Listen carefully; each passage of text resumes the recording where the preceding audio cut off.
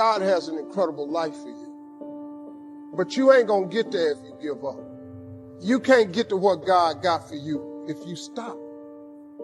You can't get to what God got for you if you're afraid. But the best things in life is on the other side of fear. But one of the things that I've always done to help overcome my fears is I make my dreams bigger than all my fears. God really does want to use you as an example of what he can do. You just got to volunteer. But you got to be willing to go through something to get to it. Success ain't free. They ain't passing out money, man. Ain't nobody sending none to your house. That ain't how this works. You got to go get it. But in order to go get it, you got to want something. You got to have vision boards. You got to have stuff you dream about. You got to have this stuff written down. That being successful is not an accident. You know what I can't stand when I hear Christians say, if it was the Lord's will, I would have had some money by now. No. You can't dump that on God. God's will is that you prosper. That's his will. Now, the fact that you done made some adverse decisions to stop your prosperity train from happening, don't dump that on him. God got a great life for you, man, but you got to want something. You got to want it. You got to write it down. Most people don't have what they want in life because it ain't written down nowhere. You must write the vision and make it plain so that he who reads it will run to it. And even though it tarry, that means take a long time. Wait for it, for surely it will come at an appointed time. That's a scripture. That's a scripture. This ain't no philosophy. It's a fact. What you waiting on? Write it down. Put some faith on it. And then get ready to go to work. Sit up and you can believe in God all you want, but if you don't work, man, it ain't gonna happen. And he told you that, though. He said faith without works is dead. I'm just asking you, man, to try something new. If you've tried everything, it ain't worked for you. I'm just asking you, just try writing it down. After you write it down, I want you to put some faith on it. When you put some faith on it, I want you to work for it. Now, you might not want this life. You might not want what it takes to get here. But if you want this life, you got to put in your work. You got to put it in. You got to never give up. You got to talk to God every day. Now, if that ain't what you want to do, then good luck. You keep doing what you've been doing, you're going to keep getting what you've been getting. I would try something else if I was y'all. Some people don't want anything much. Most people operate in the area of survival. Now, but there are some people who that just surviving is not enough. I believe that there are three types of people in life. There are winners, there are losers, there are winners who've not discovered how to win yet. And these individuals, there's something about them that drives them, that they will invest in themselves. They go to seminars and workshops and lectures, and they're seeking, there's something in them that says, I can do better than this. That there are people who would be glad to be where they are and would be happy, but they're not. I was reading a story about George Bernard Shaw, who was a very brilliant man in his day. Somebody asked him, if you had to be anybody in the world, you had the power to be born again, who would you like to come back as? And without blinking, he said, I'd like to be born as the man I never was. I like to be the man never was, and never became. Well, every time I speak, I see this as such a sacred opportunity. Sometimes I think I'm dreaming, because when I look back on my life, this Les Brown that you see was in bondage for so many years. Didn't come out till late in my life. In bondage with fear. I wanted to do what I'm doing. I thought about things I wanted to accomplish, and I held myself back because I was afraid to fail. I was afraid that I would embarrass myself. I was intimidated by people who had college degrees. And so I would think about the things I wanted to do, and then I would start thinking about the fact, Les, you can't do that. You don't have a college education. Les, come on, be logical. Be practical. Oh, yes, I know people told you have a gift of gab and you have a nice personality and you're funny and you make people feel good and you make them laugh. But you become a speaker, train and teach people and motivate people to do something you've never done? You can't do that, Les Brown. See, my heart said I can do that. And then I made a critical mistake. I asked how. The mind became operative and said, Les Brown, I heard what your heart said, but I want to ask you, how will you do that? And so I went from my heart to my mind. That time I wanted to earn $1,000 an hour. My mind said, do you make $1,000 a week? I said, no. Have you ever done this before? I said, no. Okay. Have you any contacts with anybody that can teach you how to do this? No. Do you have the money? No. Do you have the credentials? No. Well, let me ask you, do you really think you can do this? No.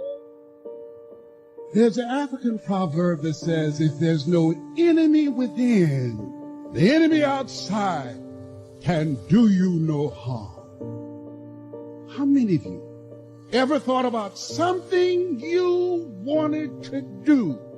You felt it in your heart, and you talked yourself out of it. Raise your hand if you know what I'm talking about. I talked myself out of it. No one did it to me but me. Sometimes we have to stand up inside ourselves. Sometimes we have to fight ourselves. Sometimes you have a dream and goal that you want to achieve. And you say, oh, I can't do that. You got to tell yourself to shut up. Don't tell me I can't do that. Sometimes you got to talk to yourself. Oh, I can do this. Oh, I will do it. I have got to do this. What you think about your dream? And I want you to increase your dream. I said you have something special. You have greatness in you. You have the ability to do more than you can ever begin to imagine. Greatness, it's a choice. It's not your destiny. Most people, ladies and gentlemen, go to their graves living a life of mediocrity. So here's one of the key questions of the evening. Starting tomorrow, what are you going to do that'll make a change in your life's direction? What are you going to do starting tomorrow that'll make a difference? Now see, if you don't do something starting tomorrow that'll make a difference, guess what? It's gonna be the same. And see, that way you can guess what the next 5 years are going to be like. Look at the last 5. Unless you, major key, tomorrow, change it all. The most important thing that we have a very clear vision of where we go. A goal, where do we go? Because you can have the best ship in the world. You can have the best cruise liner, but if the captain does not know where to go, that ship will drift around the world and out there at sea and will never end up anywhere. And this is exactly the way it is in real life. If you don't have a goal, if you don't have a vision, you just drift around. You're not going to be happy. This is why it is so important to have that vision. The fool is the precursor to the Savior. Why? Because you're a fool when you start something new. And so if you're not willing to be a fool, then you'll never start anything new. And if you never start anything new, then you won't develop. And so the willingness to be a fool is the precursor to transformation. And that's the same as humility. And so if you're going to write your destiny, you can do a bad first job. You're going to get smarter as you move forward. That's the thing, is that, so something beckons to you. That's what happens here. Maybe the star that Geppetto wished on was the wrong damn star. But at least it was a star, right? At least it was in the sky. At least it moved him forward. And so you say in your life, well, something grips you and it fills you with interest. And you think, well, should I do that? And the answer is, if not that, then something. What if it's a mistake? It's a mistake. Rest assured. What do you know? You're going to stumble around, right? And what's going to happen is this. You're going to move, you're going to not stay in stasis. You're not going to wander around in circles. And I see people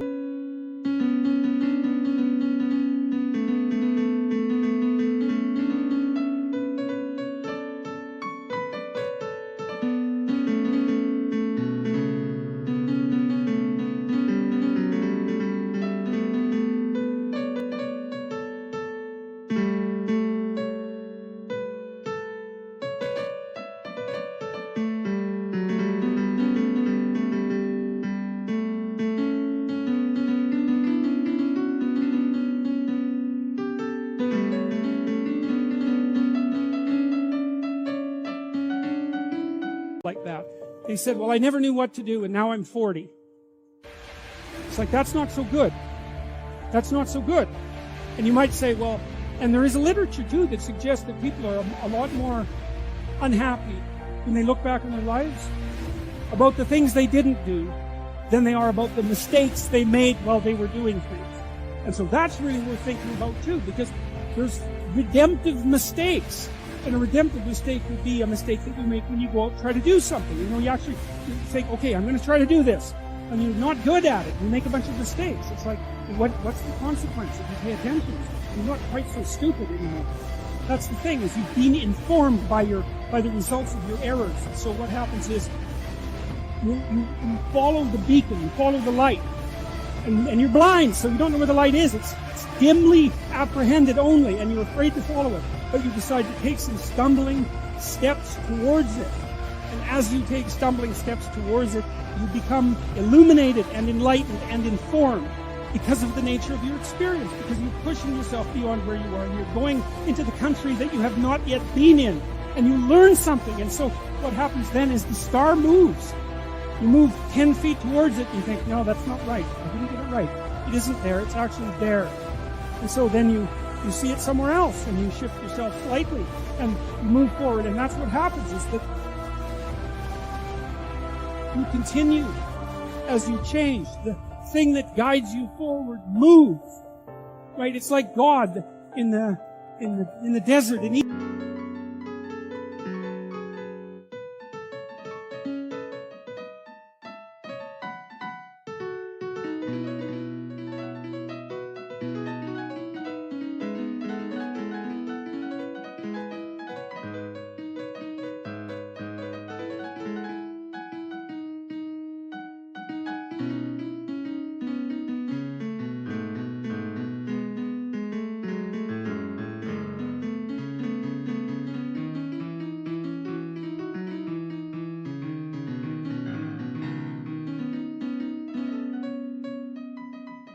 The pillar of light that you're following, it's moving. It's not a permanent thing. You move towards it, it moves away. It guides you forward. And so you say, well, is what I'm aiming at paradise itself? And the answer to that is no, because what do you know? You couldn't see paradise if it was right in front of you, but you might get a glimmer of it. And so you move towards it, and you grow. And then the next time you open your eyes, you see a little bit more clearly. And that's what happens, is that just happens over and over. Right? It keeps moving. And so you move like this. But the thing that's so cool is that all those zigs and zags, you say, and each of those zags and zigs is a catastrophe. I hit a wall, my God, and then I had to die a little bit, and I barely got back up. It's a phoenix transformation at each turn. And it's painful.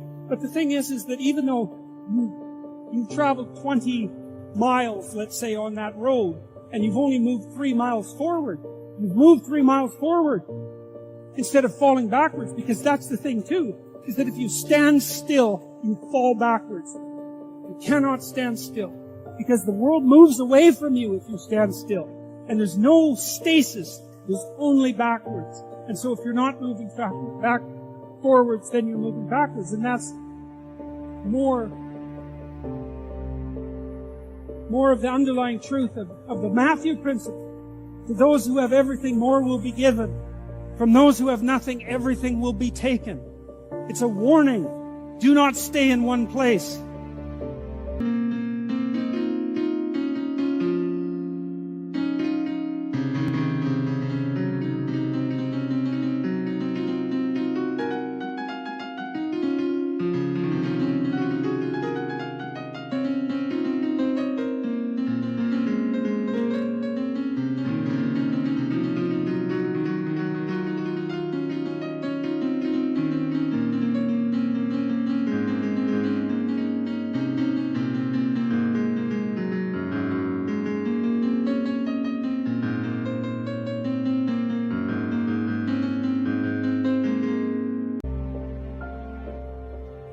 as you zig and zag, maybe the cataclysm of each transformation starts to lessen. There's not so much of you that has to die with every mistake. And maybe you end up oriented at least reasonably properly. And if you were sensible, that would have been your trip. But it wasn't, right? It's that. And perhaps it's a lot worse than that. Perhaps there's no shortage of backtracking. But it doesn't matter, because as you stumble forward, you illuminate and inform yourself. And perhaps that's partly because the world is made of information. And if you encounter it and tangle with it, then it informs you. And then you become informed. And then you're information. And then you're ready. Nobody gets a degree by mistake. Nobody wins the Olympics by mistake. Nobody runs a race by accident. Success is always intentional. You have to run after your destiny. There are certain things that will happen in your life that make you pick up the pace. The one thing I can tell you for sure is that nothing is for sure. And I want to say to you that if you run after your destiny, you won't have to fight with your history. You won't have time for your history if you run after your destiny. I want to wake you up out of struggling with old ghosts. Casper, the friendly ghost, is dead. I want you to shake yourself and understand it's time to run after your destiny. Everybody in the text.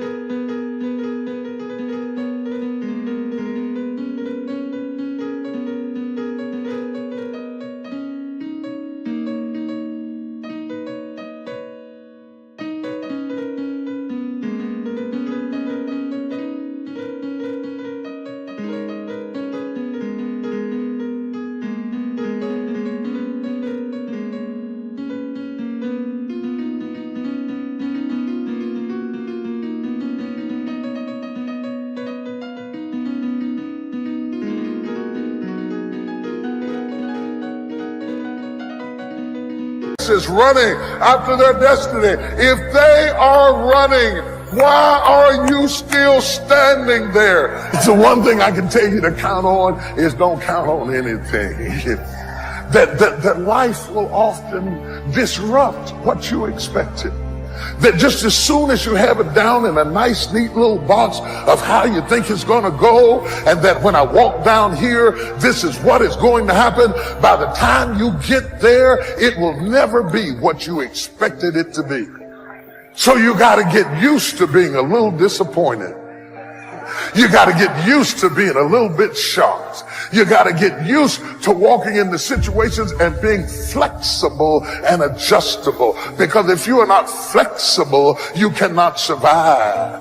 If you hear me good, especially young people, if you run after your destiny, you will automatically distance yourself from your history. You understand? If you just run after what's in front of you, you will escape what's behind you. Don't spend all your time trying to fix what's behind you, because you'll never be able to fix what's behind you. You have to run after what's in front of you. I don't dress like you. I don't walk like you. I don't act like you. I'm a runner. I'm not built like you. I don't think like you.